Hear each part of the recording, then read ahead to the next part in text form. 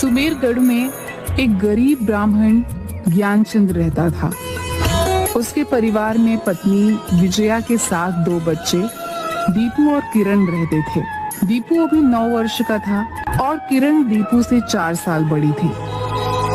सुनो जी, किरण और दीपू जैसे जैसे बड़े हो रहे हैं, मुझे इनके भविष्य को लेकर बहुत चिंता हो रही है। क्या हम लोगों की तरह ये दोनों भी ऐसे ही गरीबी में मर जाएंगे? यही चिंता हमें भी दिन रात सता रही है। मैं सोच रहा था कि हम इस गांव को छोड़कर शहर में रहने चले, शायद वहां अपनी किस्मत का ताला खुल जाए। ठीक कह रहे हैं आप, शहर में बच्चों की पढ़ाई लिखाई भी अच्छी तरह से होगी। दूसरे दिन ही ज्ञानचंद अपने परिवार को लेकर जंगल के पहाड़ से होते हुए शहर जयनगर की ओर निकल गया।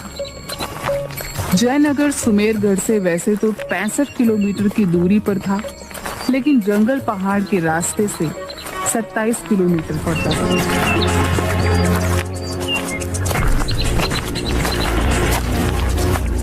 पिताजी, सुबह से चलते चलते 12 बज गए, अब और चला नहीं जाता। जयनगर अब और कितनी दूर है? बस बेटा हिम्मत रखो, बस अब 7 किलोमीटर और बचे हैं। थोड़ा रुक जाओ जी, अब तो मुझसे भी नहीं चला जा रहा। गर्मी से हाल बेहाल है। वो देखो नदी किनारे मंदिर है, वहीं चलते हैं। पेड़ की छांव में बैठकर कुछ खा पी लेंगे।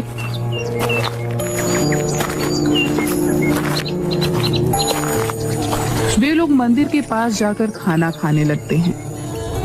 वे लोग नदी के किनारे जाकर हाथ मुंह धोकर पानी पी रहे होते हैं। तभी दीपू का हाथ नदी में पड़ी एक गोल और बहुत ही ठंडे से छोटे पत्थर पे छू जाता है।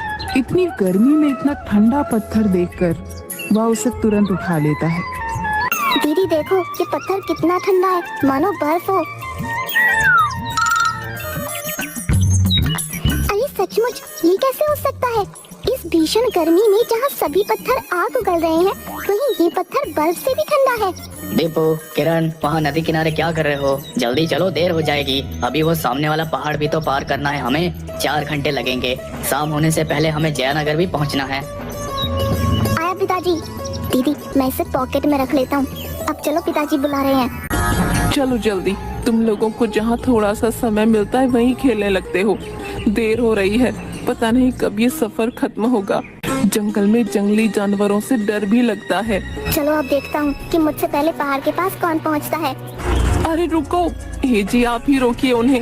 इस जंगल में दौड़ लगा रहे हैं, कहीं कुछ हो गया तो यहाँ कोई वैद्य भी नहीं मिलेगा। अरे भगवान, तुम बेकार में डरती हो। अभी उनके खेलने कूदने की उम्र है, थोड़ा सा दौड़ लगाने दो। हाँ हाँ, आपने ही इन्हें बिगाड़ रखा है। जी, वो देखिए, शेर, बच्चों को बचाइए।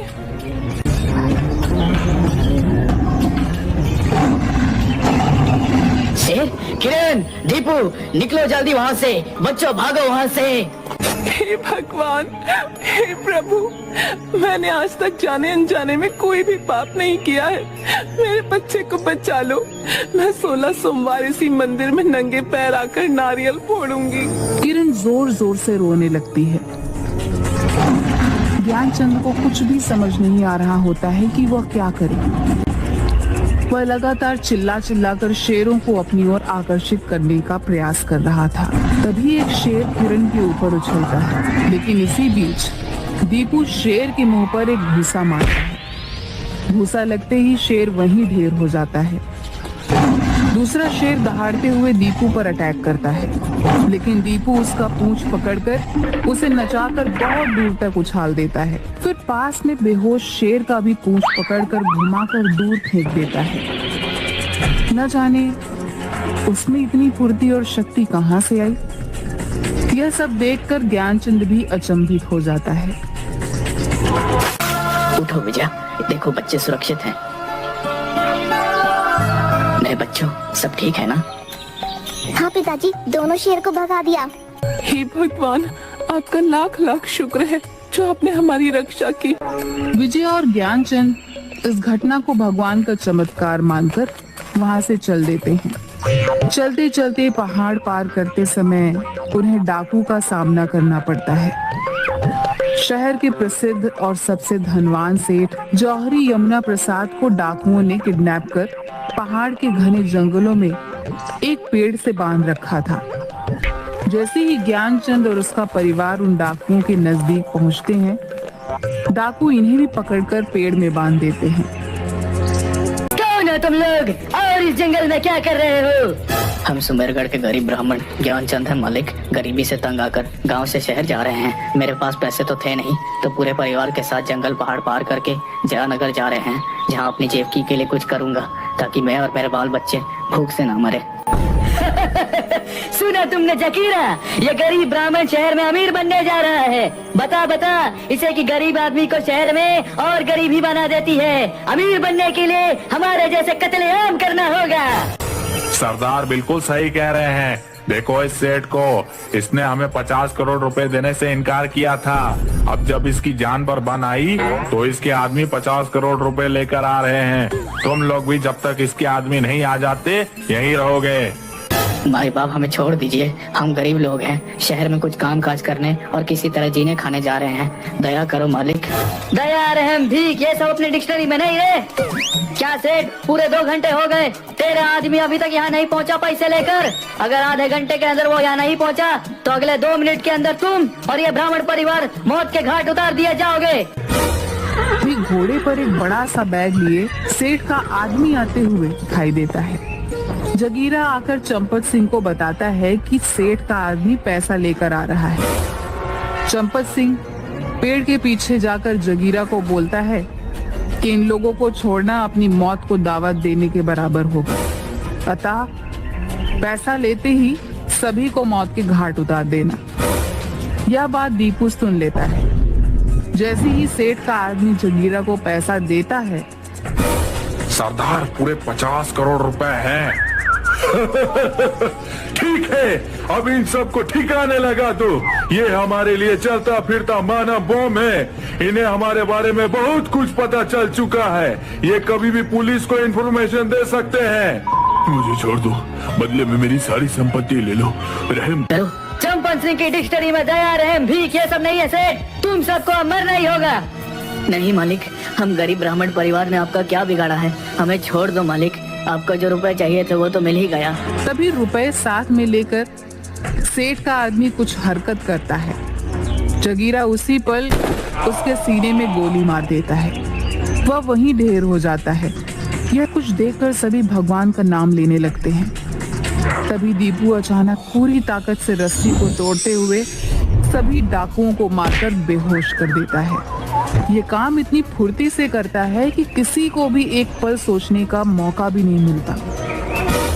यह सब देखकर सेठ और ज्ञानचंद के परिवार को लगता है कि दीपू पर कोई दैविक शक्ति आ गई है। सभी किसी तरह शहर पहुंचते हैं और पुलिस को जंगल के डाकुओं के बेहोश पड़े होने की जानकारी देते हैं। पुलिस उन डाकुओं को जाकर पकड़ लेती है। ज्ञानचंद, आज तुम्हारे परिवार के कारण हम जिंदा हैं। मेरे गेस्ट हाउस में तुम रहोगे और मेरा पूरा बिजनेस का देखभाल अब तुम करोगे। बहुत बहुत धन्यवाद मालिक, आज हमें सब कुछ मिल गया। अब हमारे बच्चे भी अच्छे स्कूल में पढ़ेंगे। हाँ मालिक, आप तो हमारे लिए भगवान से कम नहीं। लेकिन हमारे लिए तो साक्षात भगवान दीपू है, जिसके चलते हम सब आज जिंदा हैं। लेकिन ज्ञानचंद और उसके परिवार की ये खुशी ज्यादा दिन तक चल नहीं पाती। सेठ धनीराम का साला षड्यंत्र कर उन्हें घर से निकलवा देता है और कुछ दिनों बाद सेठ धनीराम का गाड़ी से एक्सीडेंट करवा उन्हें मरवा देता है। इधर ज्ञानचंद कुछ बांस और नारियल के पत्तों से एक झोपड़ी बनाता है और उसी में रहने लगता है। किरण बुखार से तप रही है, ऊपर से ये भीषण गर्मी की रात जान लेने पर उतारू है। हवा ठहरी हुई है, एक पत्ता भी नहीं हिल रहा है आज। हे भगवान, और कितने दुख का दिन दिखाएगा। माँ, मेरे पास एक ठंडा पत्थर है जिसको पकड़ते ही गर्मी से राहत मिलेगी। रुको अभी देता हूँ। ये लो माँ, इसे थोड़ी देर पकड़ो, ठंड लगने लगेगी। अरे सचमुच, ये तो जादू हो गया।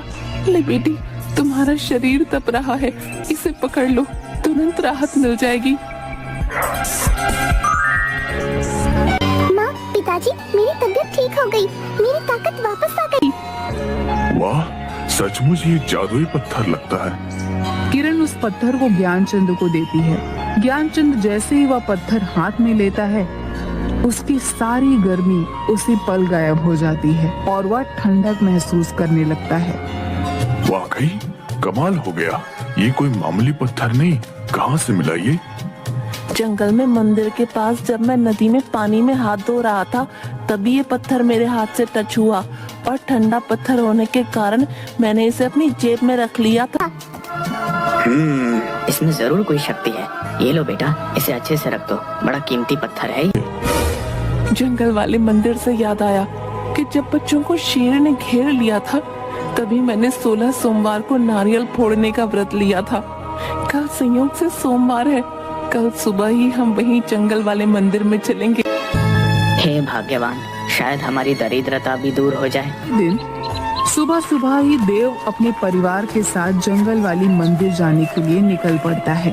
अभी वह पहाड़ ही पार कर रहे थे, तभी दीपू के हाथ से वह पत्थर फिसल कर गिर जाता है।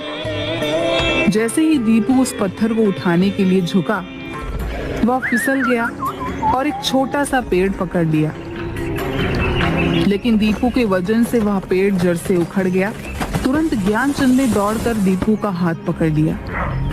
अरे ये पेड़ की जड़ के नीचे क्या चमक रहा है? अरे माँ, ये तो सोने के गहने और रुपए हैं। बाप रे, इतना सारा रुपया और इतने सारे गहने। अच्छा, तो वो डाकू अपना सारा खजाना यहाँ छुपाता था। बच्चों, अब हमारी जिंदगी अच्छे से बीतेगी। चलो घर चलते हैं। सभी लोग जाकर नदी में स्नान करते हैं। स्नान करते समय ही दीपू के पॉकेट से वह पत्थर गिरकर धारा के साथ न जाने कहां बहकर चला जाता है। दीपू बहुत रोता है, लेकिन विजया और ज्ञानचंद समझाते हैं कि वह कीमती पत्थर अब किसी दूसरे जरूरतमंद की मदद करने के लिए चला गया है। फिर वे लोग मंदिर में जाकर नारियल फोड़ते हैं। उसके बाद लौटते समय बोरों में भरकर सारे गहने और रुपए लेकर जयनगर पहुंचते हैं। ज्ञानचंद उन पैसों से एक घर खरीदता है और एक होटल खोल देता है और हर उस गरीब की मदद करता है जिनका कोई नहीं है। वह गरीबों को खाना खिलाते हुए बहुत से पुण्य का काम करते हैं और इसी तरह हंसी खुशी वह अपना जीवन बिताने लगते हैं।